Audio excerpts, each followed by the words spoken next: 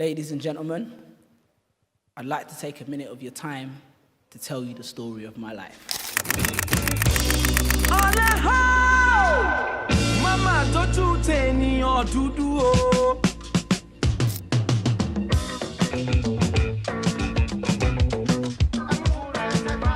Papa Loke, Abe oh. Mama, don't you tell me or to do. Thank you guys very much for being here. I apologize in advance. I'm going to be sniffling a bit. Yesterday I had to go all the way up to Essex. I was speaking in a prison in a place called Sittingbourne, and one of the things speaking in a prison really makes you appreciate is access to good quality toilet paper. No, honestly, I don't know how they survive in there, you know what I mean? I go do 20 years to life and I have to use sandpaper, you know what I mean? Yeah. Honestly. Yeah. How does that relate to the cold? So I had to use water, people. I had to use water. It's cold outside, man. I went old school. Can I just get a show of hands of who we got in here? Do we have any tech people in here? Anyone in startups, tech? Cool. You seem unsure of yourself. We have any artists in here? Anyone who considers themselves artists, writers, diligently drawing away at the back? Cool. Creatives, come on, all of you guys should put your hands up. There's creativity in everything, and that's what I'm trying to advocate for today. So, okay, cool. We have people from all different spheres. Anyone that operates on social media? No one? Okay, cool, that's cool. I will enlighten you. I'm going to have to give you guys a bit of a history lesson then, because me, as I was so politely introduced, I'm a writer, I'm a poet, but for the past 17 years or so, I've operated primarily in the digital space, and that's really where I cut my teeth, and I feel like I've seen the internet go through many transitions over that period, and I want to kind of take you guys through that timeline and the implications of where we are now and what I call the artist versus AI. So the most important thing you need to remember from this talk is that tomato. If you don't remember anything, remember that tomato. If you the guy was waffling for 15 minutes, whatever, but the tomato was cool, just remember that, yeah? Tomato, yeah, that's going to be the most important thing. It'll become relevant a lot later. So my story pretty much begins in 2009 when I graduated from university with a law degree. And when I graduated, I had two major skills. I always had two major skills. One of them was I was a professional crammer, and I was an expert Red Bull drinker, you know what I mean? Because when you study law, you need that energy. But at that time, I had one very, very big passion, and passion of mine, and that was writing and performing and through the medium of spoken word. What is spoken word? I hear the crowd unanimously ask. What is spoken word? It's the worst career to do if you have a law degree. It's the worst thing to do after you graduate from law. But I loved it. I loved it so much, So when I graduated from law, I started performing all over the country, different universities. And this is the period of the time as an artist, what I called the artist versus the industry. Because back then, if you didn't have an industry, you didn't have a vehicle, there wasn't a machine behind you, it was very, very difficult to get your access out. So I perform in all over the country, I'd perform at all different universities, and when I'd go to universities, I'd take their jumper, I'd be in Nottingham, Huddersfield, St. George's, and I was so popular all over the university circuit. And where that landed me was Sainsbury's. Yeah, I was stacking in them shelves. I was putting in work in them shelves. But I had a passion, and I had to find a way to pursue that passion. And after performing in pubs when nobody's listening, performing in bars, I performed in parks, I performed everywhere, I discovered something really amazing. And that's what I call the period where it's the artist versus the internet. I discovered a platform called, I'm a millennial, so first I started on Facebook. I remember the Facebook wall, Do you guys remember the Facebook wall? Yeah, where you try to send something inappropriate to someone and you realize, why is my mum liking it, I started there. But Facebook, don't know why, they shut down my account. We're not going to go into that with Zuck right now. We've done great work together. They shut down my account, so I discovered a platform called YouTube. And I uploaded my first video on YouTube 16 years ago. That's 2.9K views. That's like 100 views every year. But I was grinding, I put in the work, man. You can't knock the hustle. I loved YouTube, it's a great platform. And I just kept on uploading on YouTube, horrible videos, bad videos, etc., for like 2 years, 3 years straight. Nothing was happening, another video got a couple of views here, a couple of views there. And then as I was working in Nike Town, I'd been fired from Sainsbury's. I also got fired from M&S, And I was working in Nike Town. And I remember, I won't go into it now, but I got called in for disciplinary and I got fired that day. They said, well, they didn't say the fired, I was on probation, They said they'd give me 2 weeks and they'll come back and review the case. And during that period of time, I uploaded the video that I would say changed my life. It was a video called Why I Hate School, but Love Education. And this was like real YouTube, This was like early days YouTube. We're talking about like cat videos, like Asian kids singing Backstreet Boys, that like original YouTube. So back then when I uploaded that video got 2 million views. And back then 2 million views was really, really 2 million views, You felt like the whole world had seen that video. And at that point for me, it literally felt like, oh my God, I've made it, And it felt like I did. I traveled all over the world, I was speaking in conferences, schools in America, there's me with the little lions in South Africa, the Google Glass, that looks so outdated now, like the Terminator or something. Wow, I thought I was like the shit back then, I remember there's that little plane that I was on. I remember going to speak at university in a place called Saranac Lake, which you've never heard of. You don't need to hear of it. But like, it was so far away that it could only fit 10 of us on the plane. So I sat on that little plane and I prayed for my life the whole journey. Like, it's so scary, so much turbulence, If things were going great, I'd actually emerged as an artist, The internet had given me a platform, Met a few small-time celebrities, you know what I mean?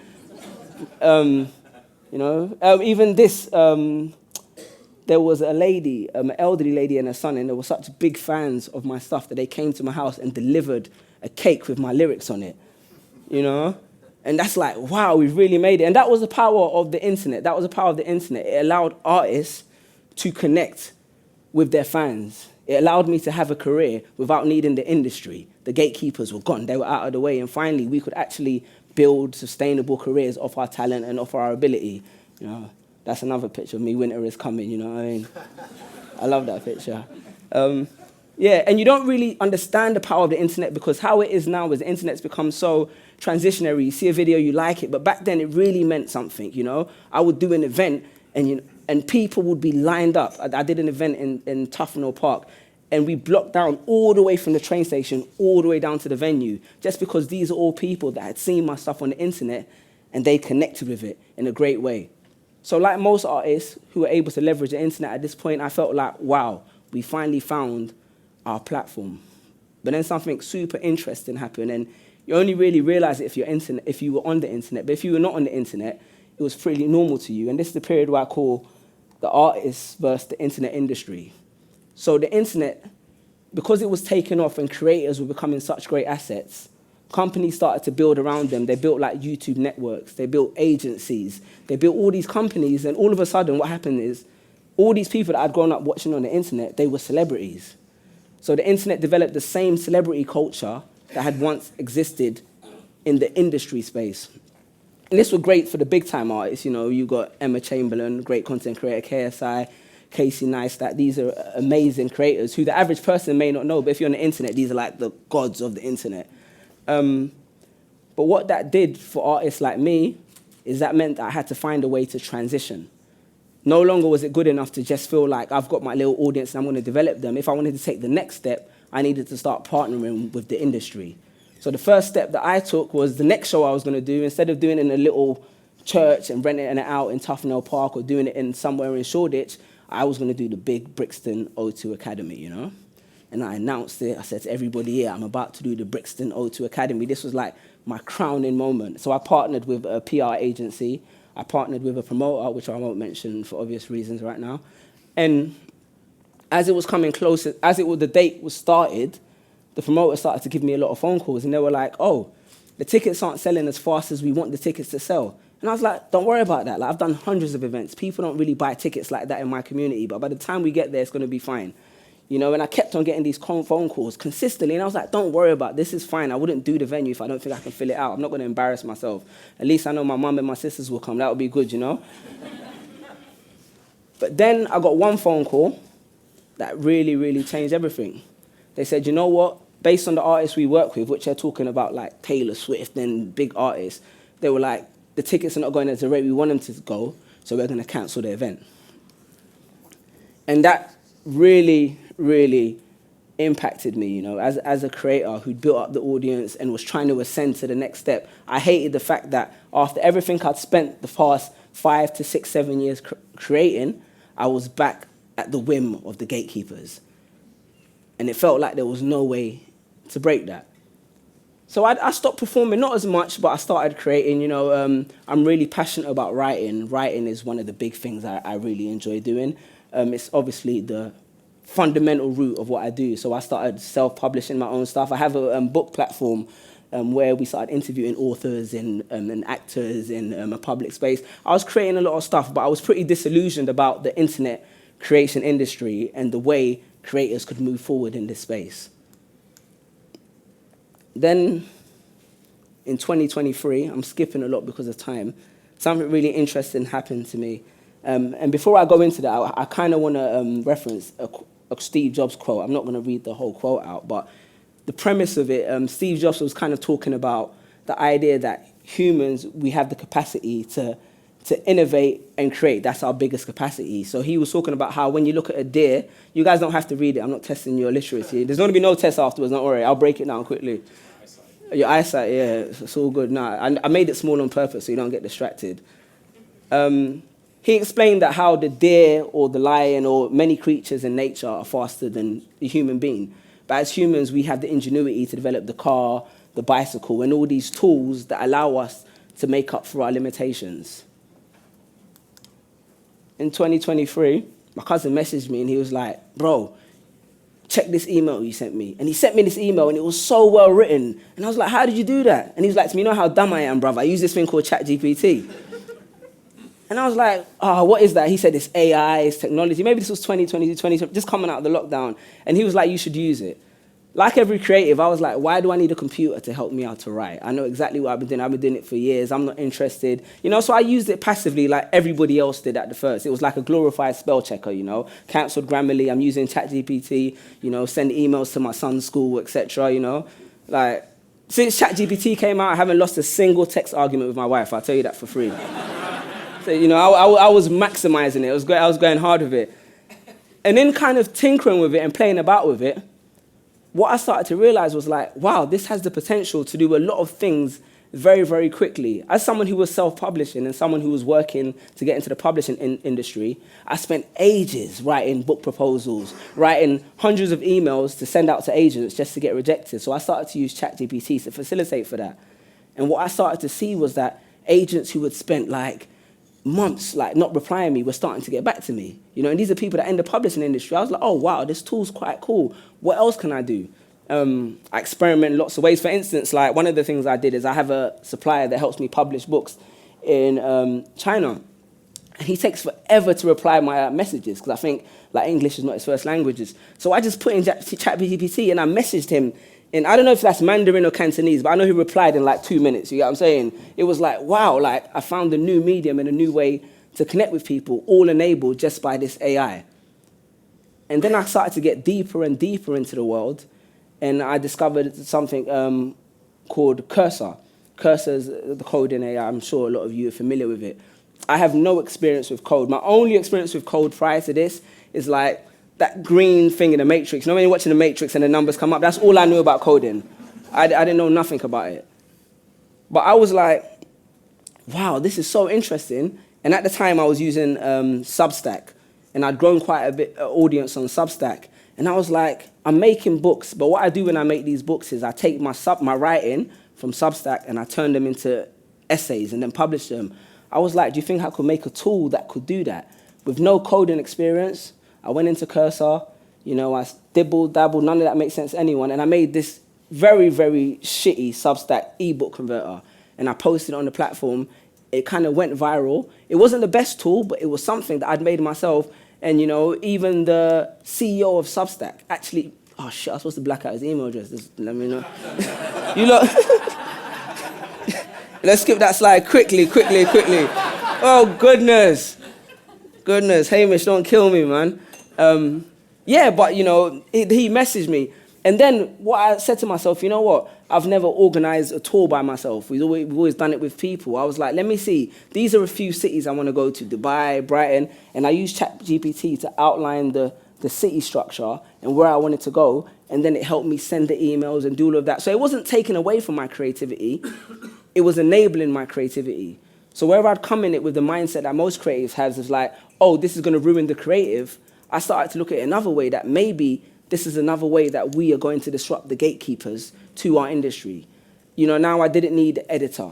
I didn't need a promoter. Obviously, they're still very valuable, but it takes out a lot of the legwork. Prior to this, I've paid maybe like 12 grand in like editing fees on a previous book that I submitted and nobody bought.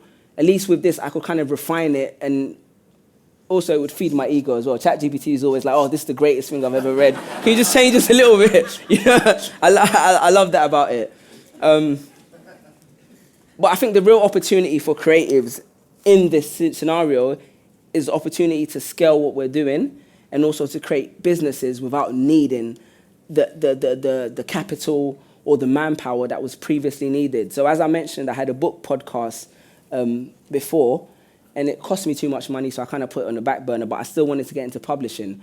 And what I really see as an opportunity, like I've done for myself, is for creators to publish books as an extension of their brand. You know, for instance, if you go to Penguin, they're not going to publish a creator who has 100,000 followers, even if they have the interesting story to tell, because it's not going to be Harry Potter, or they want to tell it a certain way in the time, etc. So I collaborate mainly with musicians, and I had a friend of mine, and he released a song called 54 Countries. He's an Afrobeat artist, very big artist. He's like Fuse ODG, you know, he's made big songs. You probably heard it on the radio. And when he made that song, I saw a great opportunity. I said to him, you know what, bro, like, I love what you're doing with that song. What if we made a children's book that explained all the 54 countries in Africa to all the kids? You know, I called him one phone call. He was like, let's do it. In the next week, I used ChatGPT to code a Kickstarter page into my Shopify. I contacted different artists. We created the book cover. And then in less than 2 weeks, we'd already raised £8,000. And that's only of 200 book sales, because we'd bundled the book with different offers, you know, in a way that you can't do in Kickstarter, and the flexibility you don't have. And as of today, we've got the book and we're ready to start shipping to all these different people. We have artists collaborating with us. You know, we've used AI to make different elements of it, but it's not 100% AI generated, but it's AI enabled in many ways. And I think that is the opportunity that I'm trying to capitalize on as a creative. That's the opportunity that I watch all the creatives that are watching this here or online to realize that you could see it as a threat or you could see it as an enabler. And the people who I really think should see it as a threat are the gatekeepers, the big industries that have been holding all their tools and their resources away because they have the capital, because they have the authority. And now as an independent person, we can disrupt publishing, you can disrupt technology. And it's already happening. I watch all this stuff all the time. There's a lot of podcasts I watch. Have you guys heard of Roy Lee? He's founded a company called Cluely. It's like massive everywhere, you know. It's just, and they're just a bunch of kids just messing around on the internet, but they're building these big enterprises. He built an AI company that teaches you how to cheat on interviews, you know. And he raised, you know, like 120 million. No, Silicon Valley love stuff like that. And there's another kid who's more interesting. He's just as interesting, Zach. And he, at 18 years old, he built an app called Cal AI. And it's basically a food tracker, but you can take pictures. It's AI enabled. You can take pictures of the food, and it will tell you the macronutrients of the food. And then you can kind of calculate your calories for the day. And he's got 30 million annual recurring revenue. And this is a team of teenagers, 21-year-olds, who are building these multi-million-dollar industries, all from their bedrooms. You know, geography has been removed, you know. All these limitations that were there in the first place, I feel like they're out of the way. And for me, that is a tremendous opportunity as a creative. I work with a lot of creatives, and one of the biggest shames for me right now, I feel like a lot of creatives have actually become service providers rather than creatives. So when I send an editor something to look at, They tell me, how much is this going to cost? This is how much. We have this list of this, and yeah, this is what you can afford. When I first started making stuff, especially on the internet, it would be like, oh, this is really cool. Let's all make it together and see what happens. When I send a graphic designer something now, he's like, this is my fee. This is what I can do for this, this, that. And I'm not saying there shouldn't be an economy around creativity, but I feel like we should not limit our creativity to just providing the service. We should be able to add value through the creative. And I think that's what AI can remove. It can remove that manual labor, that service, and allow us to truly, truly be creative. Back to the tomatoes. A few weeks ago, a few months ago, it's supposed to be weeks, my friend came to my house, because I've been talking about, like, I'm going to do this plant life, herbal life, all this stuff so many times, and he came to my house with some tomato seeds. Are they seeds? I don't know if any gardeners in the building. I've never gardened in my life. And I was like, bro, why would you bring me these? He goes, just try it. You know, and I was like, I have no idea what to do, but step by step, you know, I'll go through it with ChatGPT. Those are my babies there. You know, there's Goku, Vegeta, Trunks, Gohan. I don't know if there's any Dragon Ball fans in the building, you know. And that's when they were just little babies. And, you know, there's when it was teenagers, you know. And then I plucked the tomatoes and, you know, it broke my heart, but that's where we are now. Now they're in my cupboard, redding inside some paper, you know. And I think it's so powerful because I think this is the perfect analogy. The AI didn't plant the tomatoes for me. It didn't water the tomatoes for me every single day. It didn't go to B&Q and buy fertilizer, you know. It didn't fight with my wife about where we're going to put it in the garden, you know what I mean? And I think, but all it did was give me the path, and it gave me the blueprint that I could use to eventually produce the fruit. And whatever I do with the fruit, that's also my choice. That's also my opportunity. And I think that is the beauty of the opportunity of the here and now and the technology that's being created as we stand. I want to show you one last thing. So the last thing, this is a prompt I gave ChatGPT. Can you write a 60 seconds? Can you write a very short piece, 60-second style of Suli Breaks, and about innovation and how we'll need creatives even with AI? Now, the thing is, I haven't read this, because on the way here, I decided to write a 60-second piece about how we use, about innovation, the same subject matter, you know what I mean? So I just wanted to see what it would write, you know, and then I'll show you what I would write. Whether it's similar or not, who knows, innit? But, you know, like, that's where we're at right now. There'll always be AI, and there'll always be the human. So let me see what he said. He said, they say AI, I skimmed over it. They say AI, I'll try and do it in my voice.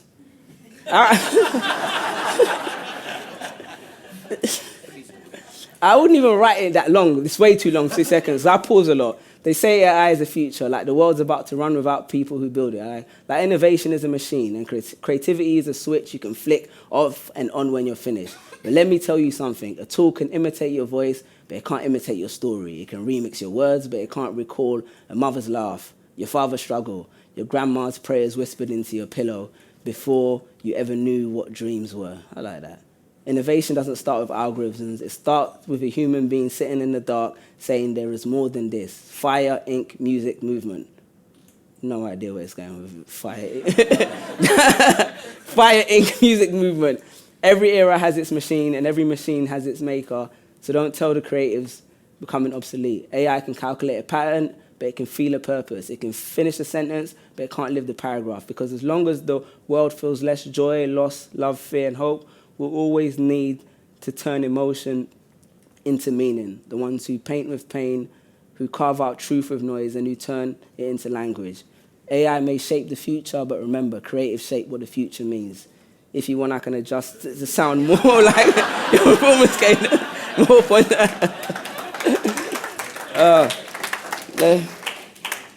I like that, ChatGPT. And I got 30 seconds for you guys. Let me see what I wrote. We'll see. I only got a few lines. It was on the way here, and I thought I'll challenge myself. Let me see what I came out. I'm in competition. Wow. Who will last the test of time? The creator, the created, or the creative? There's a difference between those statements. One breathes art, lives life, the other imitates it. So what do you have to be afraid of? If you stop living, then you run out of inspiration. If you've never lived, then you're just a creation, a tool. We praise the pen, Do we praise the pen or the hand that drew the Mona Lisa?